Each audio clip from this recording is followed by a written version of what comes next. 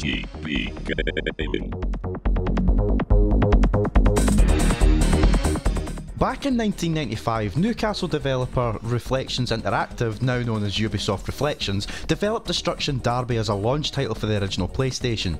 The way that game showed off its then realistic physics and destructible vehicles ended up being the reason for its critical acclaim, and ultimately what the developer was known for. A year later they released its sequel Destruction Derby 2, and then a similar style of game known as Monster Trucks, known as Thunder Truck Rally in North America, 2 years after.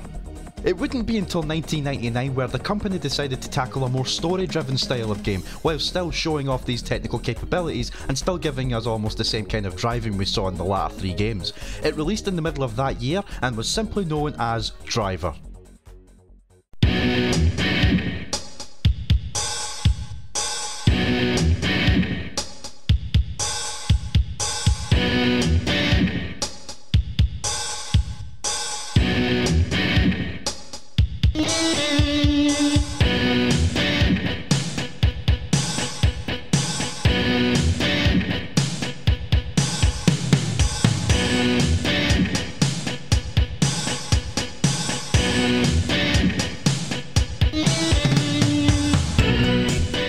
I'm also going to point out that this game is known as Driver, You Are the Wheelman in North America, but it's typically known as Driver worldwide. I can't even remember how or when I first saw this game, but all I can recall was seeing it shown on TV in some form and immediately wanting it. I can remember how I came to own a copy of the game though. My dad ordered 2 pirated video games for me, and they were FIFA 99 and Driver. I absolutely adored the hell out of this game, so let's see if it still holds up today. This is Driver for the original PlayStation. Upon first turning on the game, we are shown the opening cutscene depicting an unknown man making his way to a car inside a multi-storey car park. It turns out that he is actually hotwiring and stealing this car and is then found by the police, who appear to be already looking for him. We are shown a snippet of a car chase through the car park until the escapee emerges outside and drives off. I hadn't seen cutscenes like this before. I was absolutely astounded by it, and it only added to my eagerness as I wanted to see more of this game. That's the earliest childhood memory I have beginning the game for the first time, so I'll cut right to the game itself. The main menu comprises of a number of different modes and options to pick from, so I'll start with the main game mode that the game intended us to play, the story mode, simply entitled Undercover. The plot of the game centres around a New York detective known as John Tanner as he goes undercover to destabilise various gangsters and mob bosses over the course of 4 different locations in the United States. The reason he is chosen for this is simply because he possesses virtuous driving skills that are required for his particular objective. We need you to go under, but no one's gonna know except me. If I bring anyone else in, I'll let you know. I need your badge. Any questions? For those that haven't played the game yet, I'm not going to spoil much more, but that is the premise of the story right there. The rest is there for you to play yourself. Undercover mode doesn't start you off easy though, as before you attempt to undertake any missions, you are forced to complete a training exercise, which involves completing a list of driving manoeuvres in 60 seconds. I can't remember it being that difficult when I first played it, maybe it took a few tries, but there are people out there who have come out of their shell nowadays and swear by the fact that they outright cannot do it. Apparently, it's regarded as one of the worst tutorials in a video game. Personally, I cannot speak too negatively on it, as for 20 years I've always known how to do it, so merely pretending to not have a clue wouldn't do me any justice, but I understand why it would be so grim to finish, especially in under a minute. But since we live in a world with YouTube at our disposal, it would not be hard to find a video showing what you can do. I guess since it was 1999 where internet wasn't exactly the big thing everyone had back then, it was something you just had to figure out for yourself. I'm at least relieved to say that once you complete the main story, you unlock the option to remove this tutorial should you start again. But enough about the tutorial, let's get down to how the driving is. I have to say the driving mechanics in this game have not aged entirely well. I mean, it's not horrendous, but when you play in today's generation next to all the other driving games out there, it can be a difficult one to start off with and may take some getting used to.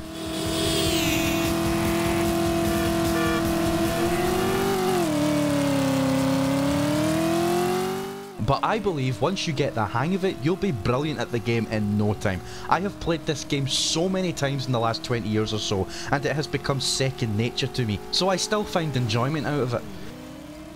If you want to take a break from playing the main story, you can go into the free roaming mode. This is self-explanatory, as you can drive anywhere you want for as long as you please, so long as you don't total your car as presented at the top left hand corner of the screen. Oh, I almost forgot probably the biggest feature in this game, the cops. This is one of the earliest games I can remember playing where you could freely drive anywhere you want and get chased by the police. I know Grand Theft Auto was already around by this point, but Driver was in a 3D environment. In order to avoid the police, you had to abide by traffic laws, which to me was groundbreaking at the time, and this involved driving the speed limit, stopping at a red light, driving on the correct side of the road and not hitting other vehicles. Break any of these laws where the police see you, represented by the cone of vision on the radar, and they will attempt to pursue you. You can elude the police by dodging traffic and taking shortcuts through alleyways, and I can tell you, I get an outrageous amount of fun just simply evading the law in this game. The vigilante bar shows how aggressive the cops will be towards you. The higher the bar, the more callous they become, showing no regard and blatantly ramming you off the road until you stop. Well, that last part isn't completely true. Unfortunately, and unlike Grand Theft Auto, you cannot truly get away from the cops in this game. They can lose sight of you, but your vigilante bar will never run empty. They will continue looking for you until you're caught again, and it's basically a test of endurance by this point. The game is over if you completely wreck your car. Other game modes include driving games, which comprises of a number of different mini-games for you to play, including Pursuit mode, which involves you tailing another car within the given time, Getaway, which involves you evading the cops, Checkpoint, which involves you driving through a set number of gates within the time limit, and Survival, which is similar to Getaway except for one vital thing: the difficulty is ramped up and the cops are out to kill you.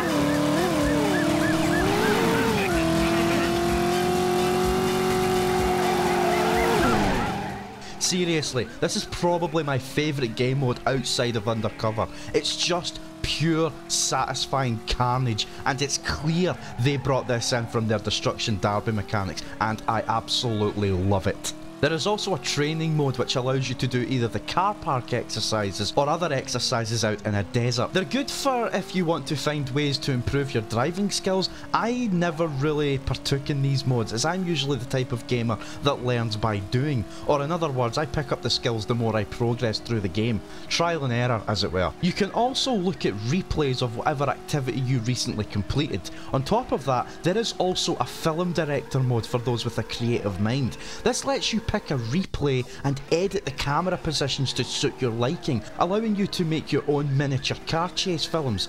This is a pretty advanced mechanic for the time, and I don't think there ever was a game with a similar feature.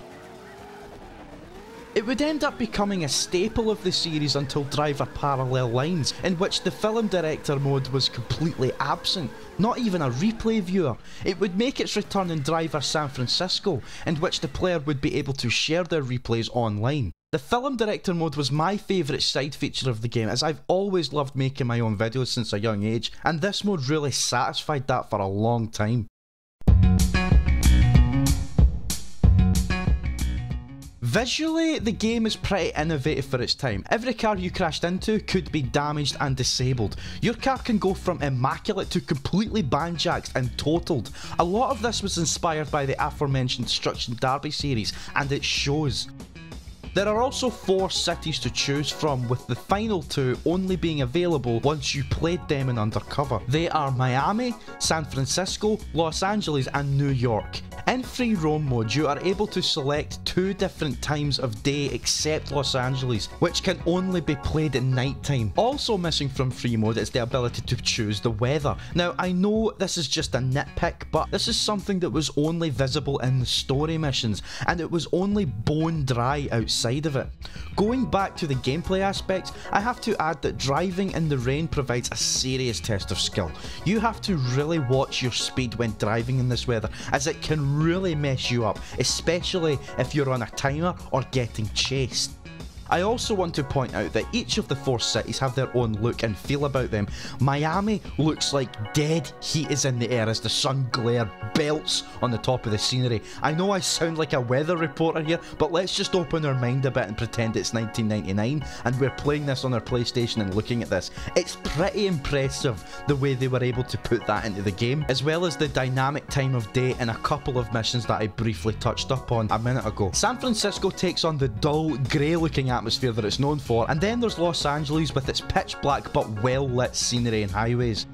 And finally, New York looks as dense as ever. Traffic and tight roads. This is a very thought-provoking map to manoeuvre in, and one to really test your driving controls. I also forgot to mention, however, is that the draw distance is woeful. I know it's only a PlayStation 1 game, but if you can ignore the limit of what you see in front of you, then you'll still enjoy the game. I still do anyway, but I have to take a second to accept that this is an old game with very limited visual capabilities, and the draw distance is shocking to look at nowadays. It's not just the scenery and geometry that's worth noting, there are also objects scattered across alleyways and pavements for you to drive through, such as barrels, picket fences, and even outdoor tables and chairs. It isn't much to talk about nowadays, but back then it really added to the authenticity of what was supposed to be a living, breathing city.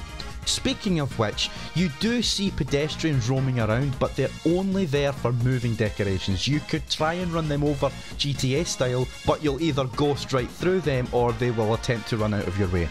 The cutscenes in the game are also pretty impressive, however I found the character animations a bit odd. They moved around like Ken dolls or G.I. Joe figures. It was rather creepy to look at, if I'm honest.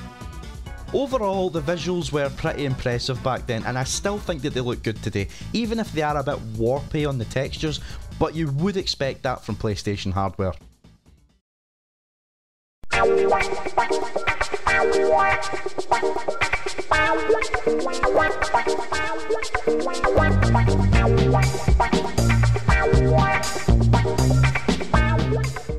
The music takes a very 1970s approach, as does the setting. Also impressive are the sound effects themselves. The car sounds authentic, and so do the general sound of the traffic. You will hear cars honking their horns at you if you drive too close to them or towards them. At the time, I found it so cool that every action you made was reflective on other NPCs around you, such as the police actually shouting into their radio that their suspect has hit another vehicle after I had already hit another vehicle. Or when they tell officers that I've run a red light. All of this just adds to the legitimacy of a proper car chase, and I always loved hearing it. The music even changes to a more amped up and fast paced beat if you're discovered breaking the law, and it makes it all the more exciting to me. I have always enjoyed the music of Driver. Sadly, I have to criticise the voice acting in the cutscenes or in some of the missions. I personally think some of the voice acting was phoned in, or that you could really tell they were reading it from a piece of paper. It's us. So listen, we want to use you on a bank job. No hassles. Should be real sleepy. You want in? You're gonna drive him away, all the way into a sweet $8,000. You dig? We got a deal, man. Small bills. I also find some NPCs sitting in the car with you during a getaway to be very exasperating. Take this mission for example. You are on a timer to drop some bank robbers to a hideout, and the whole drive there, while they're getting chased by the police, I have to listen to them incessantly remind me that I'm being tailed and that I need to lose them.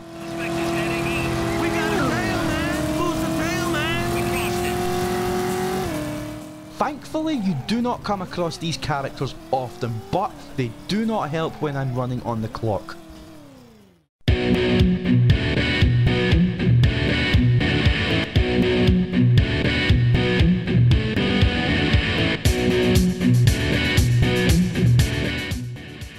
Overall, I don't think anything takes away from the general feel of the game from an audible standpoint. I tried my best not to be too biased on this game, as it is one of my cherished favourites on the system. I have finished this game's undercover mode umpteen times, and I was only happy to dive into it once again.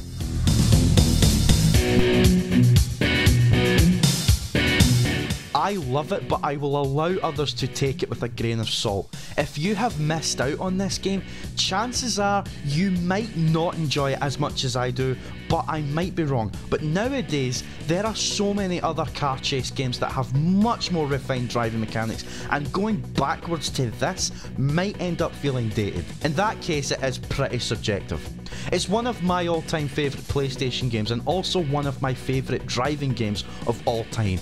It's definitely in my top 10. I absolutely adore this game, and if you decide to play it for the first time, I hope you enjoy it as much as I do. Otherwise, don't worry, there are loads of games out there that are miles better, so if it's not for you, then that's okay. And that's pretty much as good as a review as it's going to get from me, so thanks for taking the time to watch it. This has been Gamerboy talking to you on GB Gaming, where video games come first. Thanks again, leave a comment, a like, or subscribe if you wish, and I will see you on the next video. Have a good one.